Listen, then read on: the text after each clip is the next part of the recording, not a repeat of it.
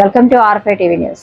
కడప జిల్లా పులివెందులలో త్రుటిలో పేరు ప్రమాదం తప్పింది. మార్కెట్ యార్డు సమీపంలో న్యూ వికాస్ ప్రైవేట్ స్కూల్ బస్సుకు ప్రమాదం చోటు చేసుకుంది. స్థానికులు తెలిపిన వివరాల ప్రకారం బస్సు వెనుక భాగంలోని 2 టైర్లు ఒక్కసారిగా ఊడిపోవడంతో బస్సు అదుపు తప్పిన పరిస్థితి ఏర్పడింది.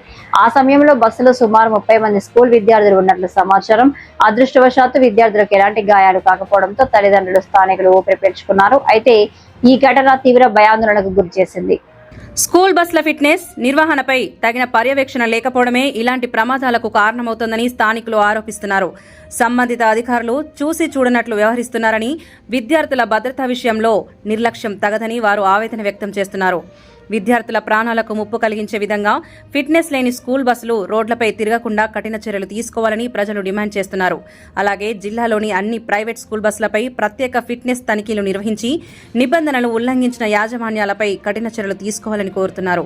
అయితే ఈ ఘటనకు సంబంధించిన పూర్తి వివరాలు, ప్రమాదానికి గల అసలు కారణం, అలాగే బస్సు ఫిట్నెస్ పరిస్థితిపై అధికారుల నుంచి అధికారిక ప్రకటన రావాల్సి ఉంది.